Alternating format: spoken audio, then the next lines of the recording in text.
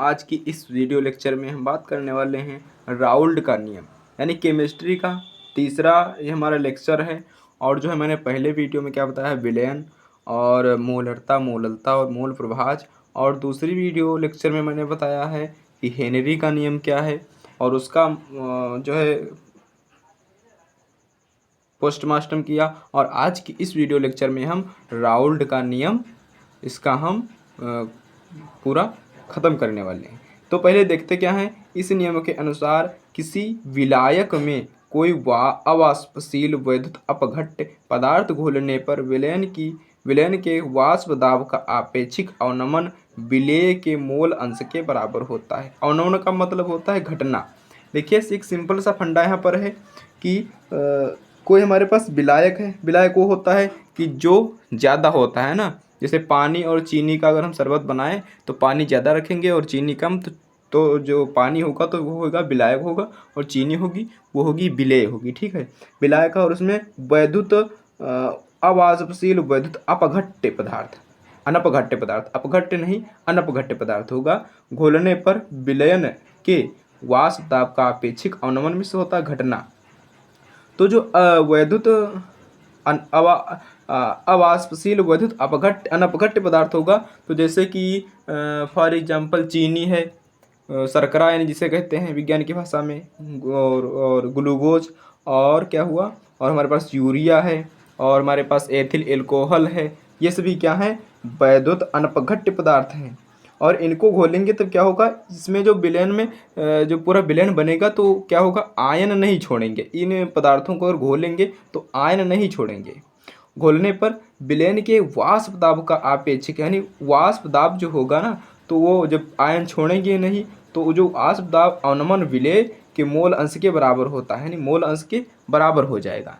तो कैसे क्या होगा कि मान लीजिए मैंने थोड़ा पानी को गर्म किया और उसी पानी में कुछ बाहर से उसका टेम्परेचर कम है, उससे कम टेम्परेचर वाली चीज़ को उसमें हम डाल दिया, मान लीजिए आलू डाल दिया, तो क्या होगा, जो पानी गर्म था थोड़ा उसका टेम्परेचर कम हो जाएगा। वही इसमें समझाया गया। तो हम अब आगे देखते हैं कि वाष्प दाब का आपेक्षिक अवनमन और बराबर क्या होगा, विलेय के मोल अंश, है ना। जो विलेय के मोल अंश होंगे वो इसके बराबर होंगे। ठीक, फिर देखते क्या है, P not minus P S upon P not equals to N divided by N plus N.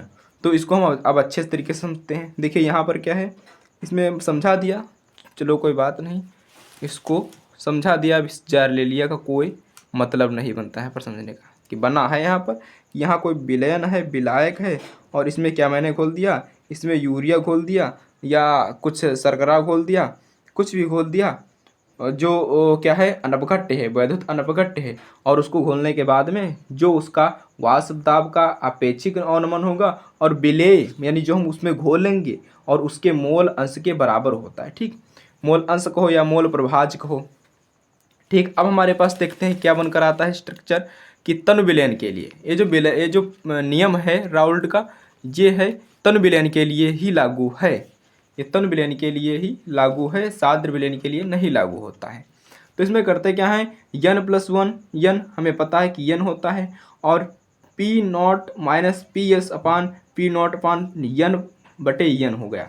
यहाँ पर देखिए, जो जब हम इस नियम को रखेंगे और इसको हम देखेंगे भी क्या है, यहाँ पर साइड में लिखा हुआ है, और फिर देखेंगे P not minus P S upon P not equals to क्या होगा, डब्ल्यू अपान एम। ये क्या है, मोल अंश के विलेय के मोल अंश, और फिर क्या है, ये विलायक के मोल अंश। ठीक, फिर देखेंगे P not minus P S upon P not equals to, और जब हम इसे लाएंगे इधर, ये वाला इधर रहेगा, और जब ये वाला ऊपर जाएगा m, तो m गुणे में जब जाएगा तो ये इधर हो जाएगा। देखिए जब m गुणे में जाएगा, ये वाला m कहाँ गया, जब ए वाला m ये वाला ऊपर जाएगा तो गुणे में हो जाएगा, और ये वाला ये में ऊपर चले जाएगा बड़े वाला, और नीचे रहेगा। तो m जो बड़े वाले m हैं, तो मैंने पहले भी बताया है, जो m बड़े वाले हैं ये विलायक का अणुभार और भार बताते हैं। ये विलायक का भार है और विलायक का अणुभार है। और जो ये छोटे वाले w और m होते हैं, ये होते हैं विलेय। विलेय छोटा रहता है क्योंकि विलेय कम वाला होता है विलेय,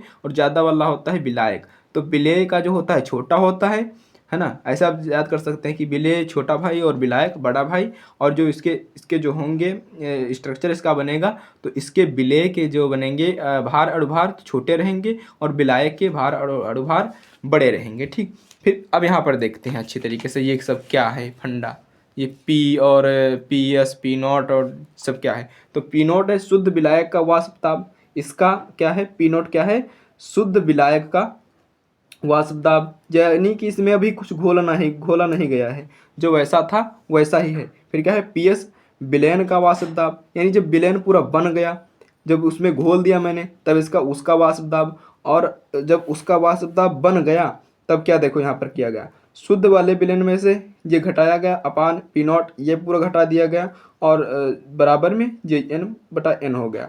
ठीक, एन बटा, अब हमें ये भी पता था कि एन बटा एन क्या है, तो एन जो थे तो ये हेनरी के नियम से मिले हैं। ठीक, और ये जो छोटा वाला डब्लू था तो विलेय का भार है, और जो छोटा वाला एम था तो विलेय का अणुभार है, और जो बड़ा वाला एम था तो विलायक का भार है, और जो बड़ा वाला डब्लू था तो विलायक का अणुभार है। अब देखते हैं राउल्ट के नियम की सीमाएं क्या हैं। अब हम यहाँ पर देखते हैं कि राउल्ट के नियम की सीमाएं क्या हैं। यह नियम तनु विलयन पर लागू होता है। यह नियम क्या होता है, तनु विलयन के लिए ही बना है, और यह वैद्युत अनपघट्य पदार्थ पर लागू होता है, यानी जैसे कि ग्लूकोज हो गया, सुक्रोज हो गया, और क्या हो गया, यूरिया हो गया, और एथिल एल्कोहल हो गया, और फिर क्या है, यह अवाष्पशील पदार्थ पर लागू होता है, यानी अवाष्पशील, जो वाष्प मतलब ना छोड़े अवाष्पशील रहे हैं ना, तो जैसे कि वही पदार्थ। और इस नियम में ताप स्थिर होना चाहिए, यानी जो तापमान उसका टेम्परेचर होना चाहिए वो टेम्परेचर उतने पर ही रुकना चाहिए, और जब हम इन क्रियाओं को करें यानी टेम्परेचर इधर उधर हुआ तो ये नियम नहीं लागू हो पाएगा, और पूरा जो है हमारा लास्ट में आंसर आएगा वो पूरा गलत आ जाएगा, पूरा जो प्रोडक्ट बनेगा वो पूरा गलत बनेगा। ठीक, तो ये इस वीडियो में इतना ही, और अगर आपने नोट्स बना लिए तो कोई बात नहीं, लेकिन अगर आप नोट्स नहीं बना पा रहे हैं साथ साथ तो इस वीडियो के डिस्क्रिप्शन में लिंक है टेलीग्राम चैनल का, वहाँ पर सारे वीडियोज़ के जो है नोट्स हैं अच्छे तरीके से वहाँ से पा सकते हैं, और अपनी तैयारी कर सकते हैं अच्छी। तो मिलते हैं किसी नेक्स्ट वीडियो लेक्चर में, तब तक के लिए जय Hind, Vande Mataram, good bye, take care.